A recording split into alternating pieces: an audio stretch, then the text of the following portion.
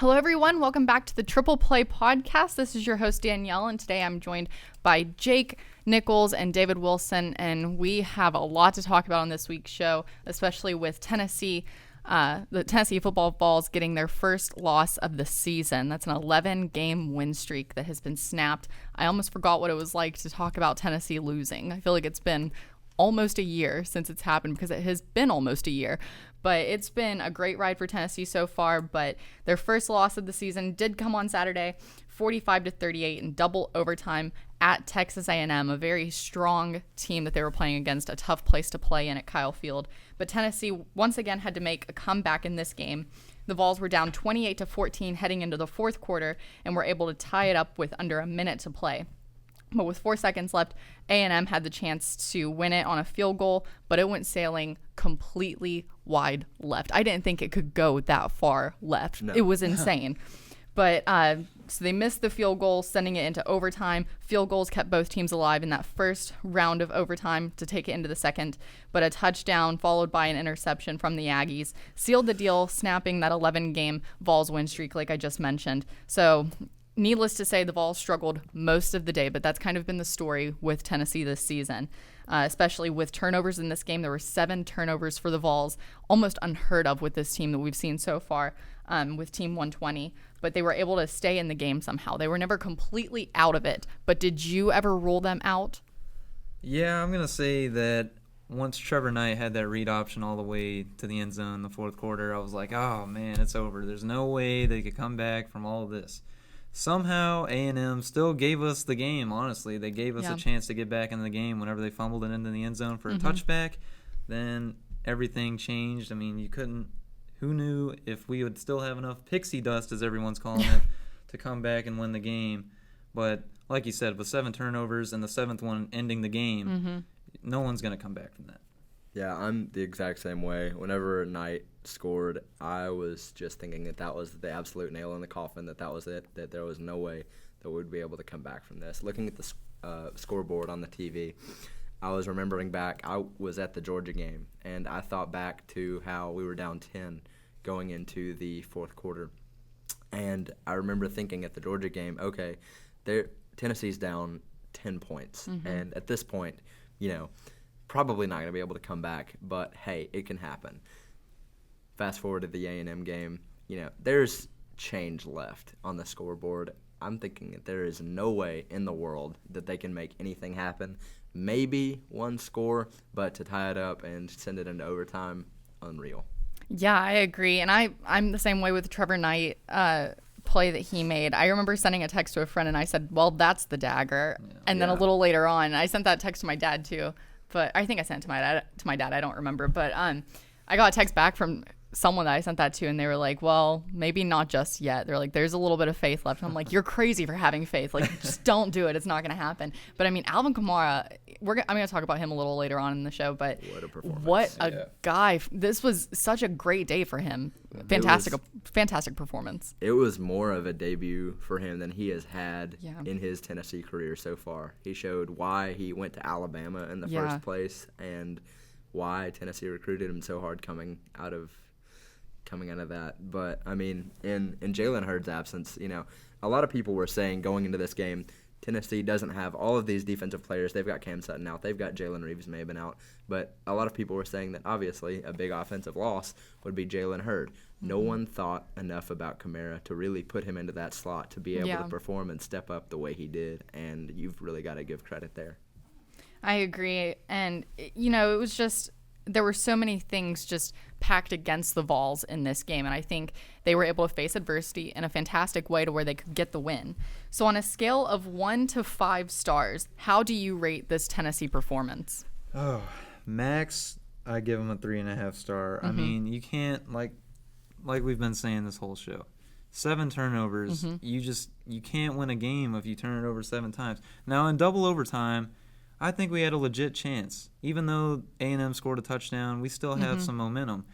But I guess in that play, whenever they faked the option, they tried to throw it over the top to Wolf. I guess Dobbs didn't see that safety coming over the top because that's what led to that 7th pick. But, I mean, overall, Tennessee's a team of 2 halves. So if I rank the second half, I give it like 4 or 5 stars. But if I'm ranking the first half, the defense shaky, offense was kind of getting it going. But in order for them to get a good game overall, they both have to be on the same page in the same half. Mm-hmm. Yeah, I'm going to put it at 3 stars because you read through the articles after the A&M game that so many people wrote on Sunday that, yes, the pixie dust ran out, but the heart that Tennessee showed throughout that game is something to really note, and the grit that they showed is something to note. And, yeah, they showed heart and they showed a willingness to fight in spades, but just the mental mistakes, the unwillingness to, I guess, hold on. Well, really, just the carelessness with the football in the first half is what put them under and why I brought that back down. Yes, 5 stars as far as heart and willingness to come back and fight and not quit, but definitely degrading that because of just the way they played in the first half. You've got to be a team of one heart, one mind, one soul, all in the same half to be able to win, and you can't split it up like that and expect to win on the road.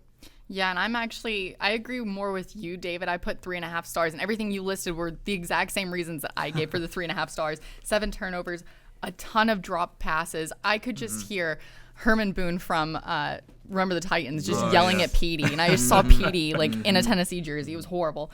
But the Vols did outgain the Aggies. This is one thing that I look at on the stat sheet and I smile. They outgained the Aggies 684 yards to 592 yards. So I think that's something positive to look at. But the injuries, those were worrisome the entire game. It was just like every other down, it seemed like another player was going down. It was ridiculous. And so coming into this game, the Vols they were missing key players like Jalen Hurd, Cam Sutton, and Jalen Reeves-Maben, who we found out on Saturday has been ruled out for the season due to a shoulder injury, which is a very tough loss for this Tennessee team, especially with him being such a strong leader and a captain for this team. So we wish him well in his upcoming surgery that he's going to be having. But throughout Saturday's game itself, numerous players kept going down with injuries, which ended up testing the depth chart, which I wasn't sure if we could have much more testing with this depth chart that we have, but or that Tennessee has to work with. So which injury is standing out to you the most, whether it's one that happened in this game or happened before heading into Week 7? Well, for me, it's got to still be Cam Sutton. I mean, he's in his prime right now, and he's a leader on that defense, and he's a tool, really. And to have him out these past few weeks has really shown. But, I mean, I think that the depth of UT can still be shown and be exploited, or not exploited, excuse me, but it can be used in an effective, positive way for the games coming up. I'm going to go Cam Sutton as well. I think that his leadership is something that the entire team looks to, especially now after coming back and having a chance to go to the NFL and passing up that decision to come back and say, okay, I think that we can do something special with this team, and I want to be a part of that. So I'm still going to go Cam Sutton, but you do have to commend we've read before that Bob Shoop's defense thus far this season has been one of bend but not break, and we haven't seen that more than we did on Saturday as the Vols. I mean, you heard Gary Danielson talking about it on TV. They were literally just bouncing defenders around the field, putting people at different positions, put Elliott Berry in at linebacker several times, just putting people in where they could. And still, this defense performed and held Trevor Knight, except on that last scamper. But the defense performed when it had to, and obviously it fell on the offense to end the game the way it did. But I think that despite these injuries, despite what happened, that you really have to give credit to Tennessee's defense for performing in clutch situations. Sure. I think for me, the injury that's standing out the most, especially from this game, because we haven't heard much about what's going to be happening this upcoming week, but it falls with Danny O'Brien. That was such a brutal injury that we saw with him going down. He ended up being carted off the field after a helmet-to-helmet hit, and that's something you don't want to see at all for any player, any team. But it was just so brutal and so late in the game. I mean, it was towards the beginning of the fourth quarter where it's starting to get really crucial for Tennessee. Everyone knew that things were going to start clicking. But he ended up tweeting yesterday saying that he'll be good, everything's fine, everything. But he was able to be released from the hospital after the game and fly home with the team. So that's something positive to look at. We're still waiting to hear more on what's going to happen with him and with all the other players that were injured in that game. So it's going to be a really interesting week on Rocky Top in terms of hearing about who's going to be able to play, who's going to be missing, what kind of depth this team is going to have heading into a game with the number 1 team in the nation, which is very worrisome. So we'll definitely be looking out for more info as the week goes on. But in the game against Texas A&M, to wrap things up with that game, who were your offensive and defensive players of the week?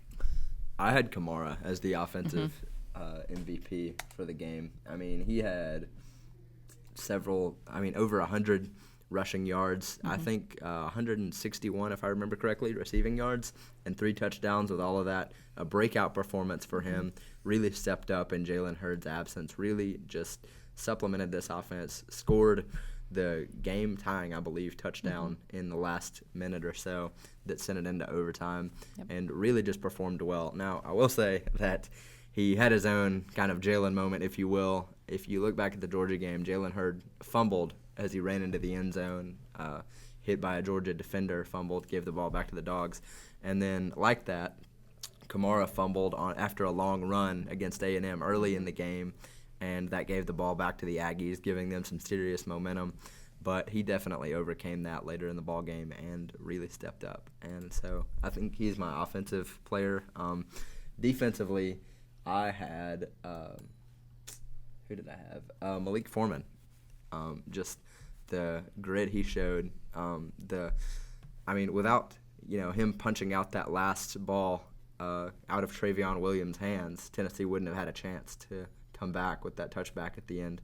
So I'm putting him not necessarily for his performance overall throughout the game, but just for coming up big in that last few minutes and being the player that Tennessee needed at the time. I think my offensive player for UT is going to be Josh Dobbs. I mean, he's the leader of that offense right now. I mean, yes, he cost it at the very end throwing that last interception, but at the end of the day, 400 yards through the air. I mean, and you're asking this guy to drop back 40-plus times in a game, so you're really asking a lot of Josh Dobbs. Exactly. But for him to come through like he did and get the team where it needed to be to get them to that double overtime, he's my offensive player of the game. My defensive player of the game's got to be Derek Barnett. He's a leader of that front seven. He's been a leader of that front seven all season.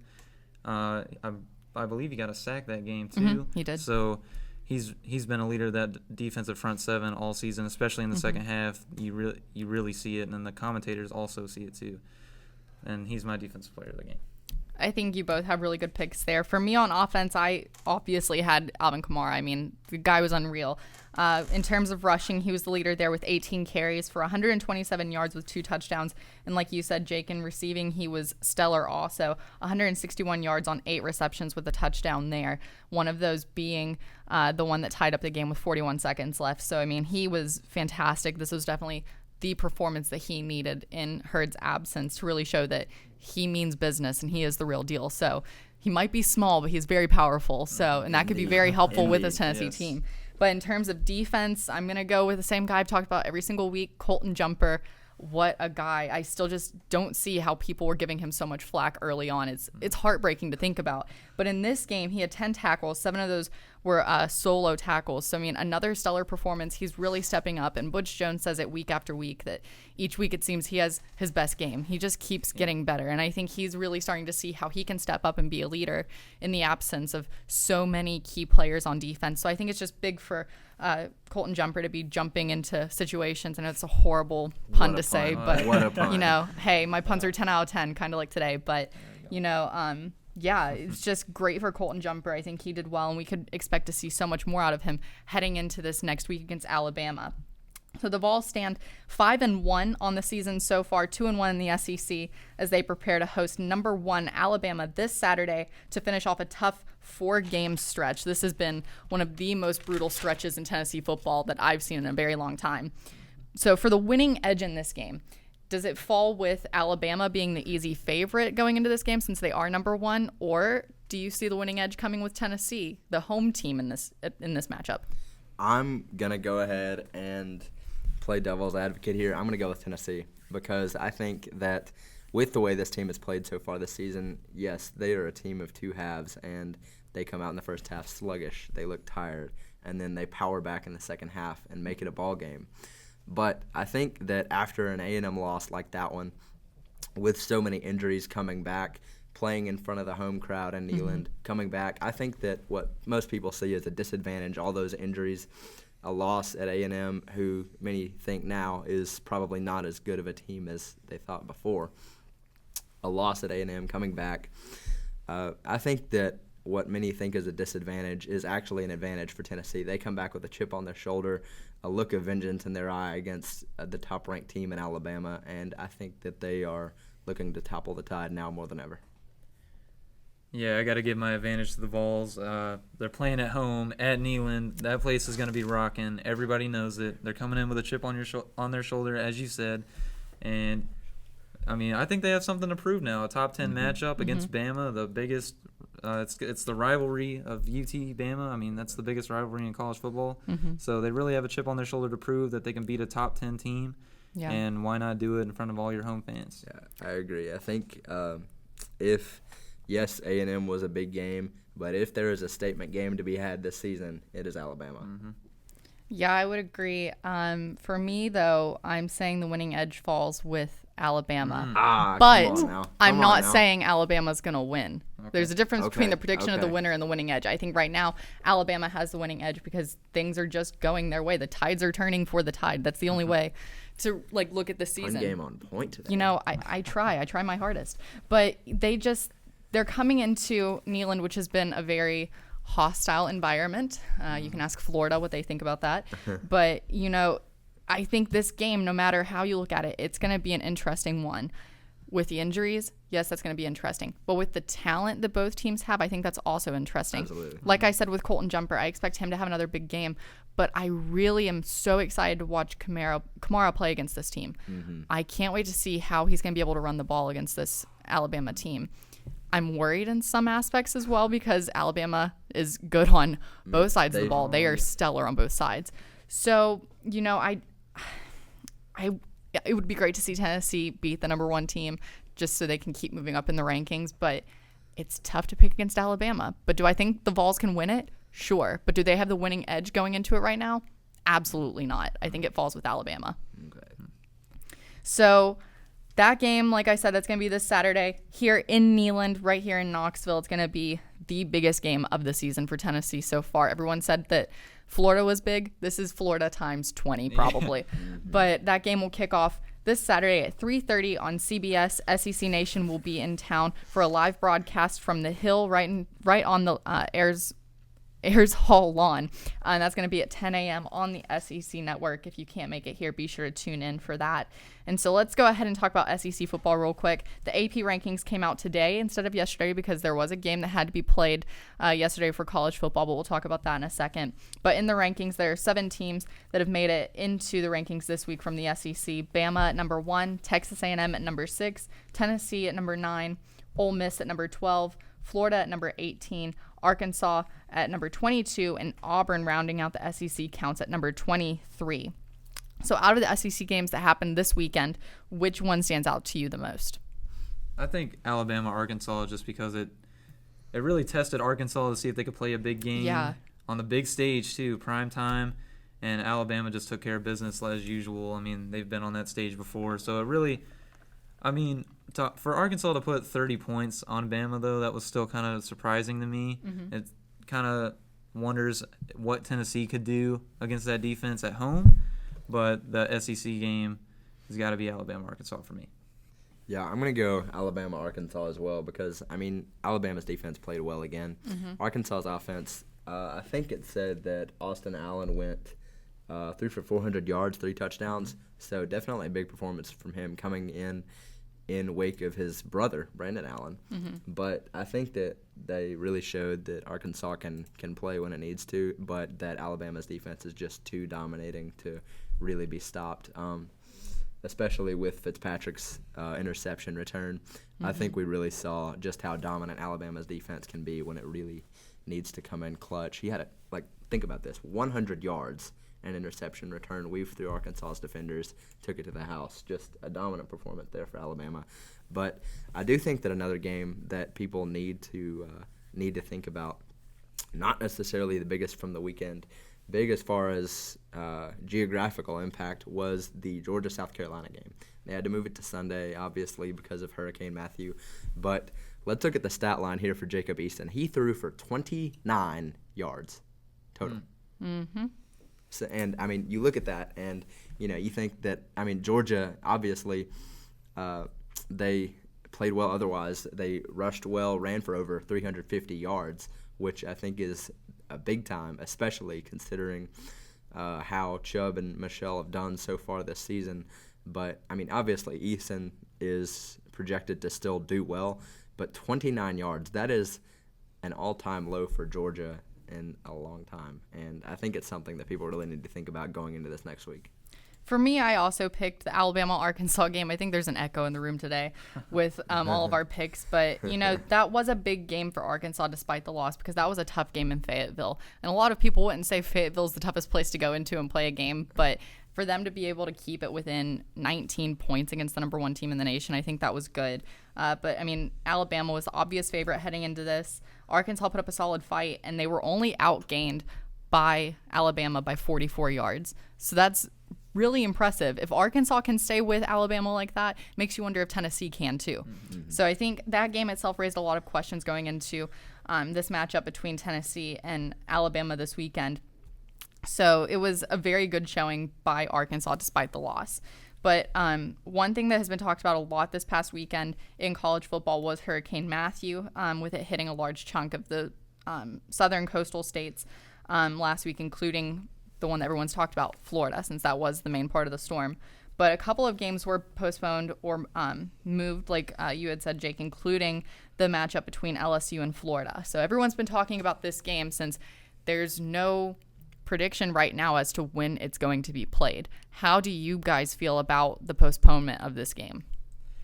Well, I thought it was interesting because in Miami, they played an NFL game yesterday. Mm-hmm. So I don't know, probably for school scheduling maybe that they couldn't play it that Sunday. But, both teams aren't exactly real competitors, so it's not like it's a huge impact right now. Mm-hmm. But I thought it was just interesting. It could be. And I just thought it was interesting that they didn't try to play it Sunday since in Miami they had a game, and I'm pretty sure I think Jacksonville was on the road, but Miami played a game and it was perfectly fine on Sunday. So I just thought it was interesting that they didn't try to attempt it on Sunday. Mm-hmm.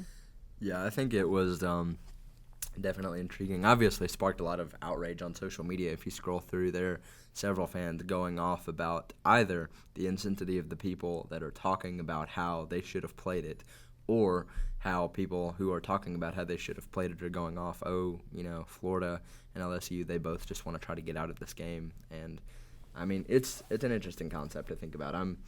You can't really see any one team just trying to blatantly get out of a game in this way. I don't think that that's the case here, but it is something interesting to consider when you look at the circumstances. But I do think that the SEC could have made a much quicker decision regarding the game because they waited until they said it was an institutional decision. They waited until Thursday until they broke the news. But I do think that Greg Sankey has said that this game will be played, and so that brings comfort to some people. But I do think that they could have handled it better earlier in the week to determine how the plan B was going to be determined and what they would do about it if they weren't able to play Saturday in Gainesville. I just think it's interesting from all of the reports that we've heard how allegedly LSU was making sure this game could happen. They were giving Florida as many chances as they could, but Florida kept allegedly just turning down different decisions. So I think one thing that people have really been talking about, I understand the postponement of the game. Definitely I see, moving it to, Sunday, like we've seen with other teams. But, it's just, this. Like I said, this is something that other people have brought up, but it makes you kind of suspicious about what's going on. Yeah. Is this Florida's, not pinning this on Florida, but is this their way of, making sure they stay within the SEC East race? That's what a lot of people have talked about. But you hate to go right to that conclusion. Yeah. That's a very big conclusion to just jump to, especially in these terms. So it's just, I think it's an interesting move right now with the SEC. I do too. We saw, I think the one person that people are going to point out as far as jumping to conclusions in this matchup, or really anything else concerning college football, is Clay Travis. So that's definitely definitely not one you want to bring up as far as keeping an open mind, but his article definitely does raise some questions. Yeah, I just think the whole situation itself is really interesting to see. Will we see that game happen sometime soon? Hopefully. I haven't looked into both of the teams' schedules to see if they do have some open weeks that maybe coincide with one another. If it's going to it has to happen before the SEC championship. So, it's just really interesting to think about how the SEC is going to handle this situation. But there's still so much to come with that. But let's go ahead and take a quick take really quick. We're at the halfway point of the season. So let's make predictions. Who gets to Atlanta for the SEC championship? I got UT in the East running the table with what they got left, and then I got Bama in the West because they also have the easiest schedule after A&M. Yeah, same here. Tennessee, Alabama. Another echo in the room. I also have Tennessee, Alabama. That has been my preseason pick. Actually, I picked that back in February, I think. February or March, something like that. So I'm going to stick with it. We'll see what happens. But, we still have a lot more work with the SEC, a lot of things coming up in terms of college football. We're only halfway through. Now it's whenever it gets fun, as if everything before this has not been fun yet. So things will keep happening in college football, but let's go ahead and go over to the NFL really quick and talk about kind of the constant in the NFL, Tom Brady. How do you talk about the NFL without Brady? You don't. He's always in the conversations. So everyone was looking ahead to this week in the NFL because it was the first week of the highly touted return of Tom Brady from his 4-game suspension. So especially with the Patriots losing last week, getting shut out by the Bills last week in Gillette Stadium, which is still mind-boggling to think about. Everyone looked for Brady to come back after that and kind of set things right with the Patriots. And I think it's safe to say he did. The Patriots just blew the Browns out of the water, 33-13. Brady looked to be in his normal form that everyone's so used to seeing him in. He was 28 for 40, 406 yards with 3 touchdowns. That's the normal stat line for Tom Brady. So is this the return of the winning ways for New England? I've said it before, and I will say it again. It was the first sentence I wrote under that question, but I think Tom Brady is New England Patriots football. Since he was drafted, really. The organization knows it, the fans know it, Brady knows it. But the quarterback play in his absence, they've bounced around so much. Jacoby Brissett, Jimmy Garoppolo, they've just gone in between so many different players to look for answers in this 4-game absence. I think that Brady's return brings consistency and the confidence that the Patriots are used to, and I think they've got it back. At the end of the day, the Patriots with Tom Brady will always win the AFC East. There's just no doubt about it. You can't get past it. Right, and he was quoted yesterday by saying he feels better at 39 than he did at 29, so everybody needs to watch out about that. I think with Brady back at the helm, it's going to be smooth sailing for New England getting to probably the AFC title game. Yeah, they're always my pick for the AFC Championship as much as I would love to pick against them. They're kind of like UConn in women's basketball. You don't pick against them, It's the constant. That's the constant in pro football. So, I would agree. I think they're back to their winning ways. We're still waiting to see if Gronk will get healthy. It's been brutal for him as of late, and Julian Edelman as well. But even in Brady's absence, we saw LeGarrette Blount really stepping up. He was doing big things on the rushing game for the Patriots. So I think we'll get back to seeing the Patriots in their winning ways, seeing them play like usual. But until Brady has a lot of healthy receivers he can throw to, I think it's going to be a little bit of a mixed match we're going to be seeing with the Patriots, because to be honest, they could have won yesterday against the Browns by a much larger margin than just 20 points. I think that was a very modest margin for sure. But other games that stood out in this week of football, or even just a team that stood out, who were you looking at? I think the Raiders have my attention, and they should have the NFL's attention. And they're 4-1 now, and they're tied with the AFC West lead when the Broncos lost yesterday. And, Derek Carr is something about him. He's just a leader on that team. His offense with him and Amari Cooper just have the hookup. Amari Cooper went off yesterday also. The person I was playing against on my fantasy team had him, so I knew that firsthand. You knew all about it. Oh, yeah. And I mean, but it's something about the Raiders. They just got it clicking down there. It's kind of sad to say too, because this is potentially a year that are going away. So it's kind of a farewell tour for the Raiders, but it's going well for them. That's true. I'm gonna go the Cowboys-Bengals game. I think that it's an interesting one, considering the way. I mean, people are saying now, forget Rookie of the Year, Dak Prescott, NFL MVP for the year. Oh, but I mean, I don't know it's about it's a little outlandish. But I mean, you can't deny the fact that he has been playing well, especially in Romo's absence. Yesterday he went 18 for 24, 227, 1 touchdown. But Ezekiel Elliott, 15 carries, 134 yards, 8-yard average per carry with 2 touchdowns. The most notable of which, I thought was a 60-yard scamper. And in that, he just out-ran the Bengals defenders. And I think that he and Prescott, if given enough time, can prove a dynamic duo. I think the game that stood out for me, and it's just because I picked this team to stay undefeated the longest, and now they are definitely not the undefeated team in the NFL because they're not the Vikings, but the Eagles losing to the Lions 24-23.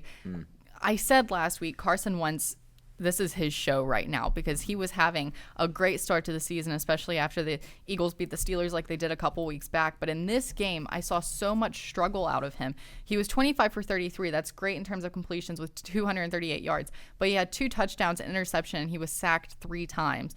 Granted, Matthew Stafford was sacked 4 times in the game as well. But I just expected so much more out of this Eagles team. And for them to lose it because of a field goal so late in the game as well, I think it's heartbreaking for Philadelphia.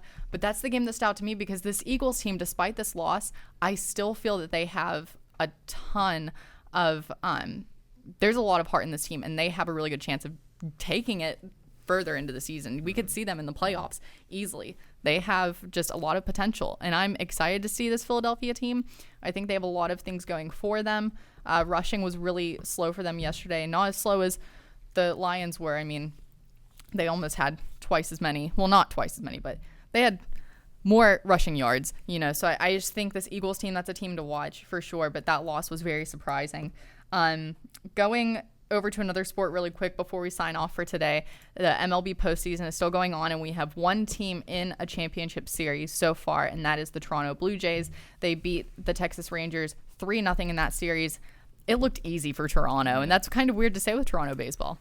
Yeah, well, Toronto's got some magic going up there north of the border. Josh Donaldson, he's probably an AL MVP right now. He was the winning run last night, that heads-up base running that he had. He had to giddy up to second, but he ended up paying off because he got all the way home in the next batter.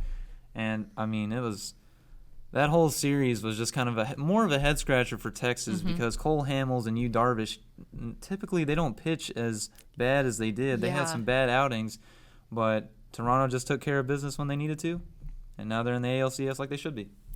Definitely. And I mean, all the series right now are kind of interesting to look at. I mean, you have the Cleveland Indians leading the Boston Red Sox 2-0 in that series. That's mind-boggling to me. The Dodgers Nationals, that series is tied 1-1. I think that's a very exciting matchup. It seems like it's kind of a low-key matchup, but there's competition there, and that's really exciting for a 2-3 matchup. And then you have the Cubs leading the Giants 2-0 in that series, and everyone's freaking out because it is an even year. It's supposed to be the year for the Giants because they get every even year, but could this be the Cubs' year? Maybe. That's who I'm pulling for in the NL, honestly. I think honestly, if you're outside of the LA area or the Washington area, basically any other team, America in general is rooting for the Cubbies. I mean, 100+ years without a title. I don't know if I would be confident enough as to say that comes to an end, but I think that people are pulling for it for sure. Definitely. I mean, I'm a little impartial to them. I've watched the Cubs growing up, worked for the Smokies and everything. So, I would love to see them go as far as they possibly can to get to the World Series. That'd be fantastic. But at this point, to see them get into the NLCS and do well there, even if they lose, but if they get some wins in the NLCS, I think that's huge for them going into next season because this has been a building team for the past couple of years. They have gotten talent come through their farm system, and now they're up here in the majors, so I think the Cubs are a really exciting team to watch. And I said that last week as well, but they're still my pick to win it all. I wanted them to take on the Red Sox, but Cleveland's not looking to let that one happen. But there's still so much more to happen with these games. We're still waiting on divisional series to be marked off this playoff picture. So we still have more to look at with the postseason. And a quick note as well, hockey starts this week, so be ready to hopefully have some hockey talk coming up here on Rocky Top. There's a weird rhyme, I guess. But we'll have some hockey stuff to talk about soon. We'll talk about the Preds a little bit. We'll make some predictions maybe next week or the week after once we really get into the hockey season as it starts this Wednesday. So that's all we have for the Triple Play this week. Thank you for joining us. It was a very busy show with a lot going on, but still very exciting. So much to talk about. So thank you again for joining us. We'll see you next week right here on the Triple Play.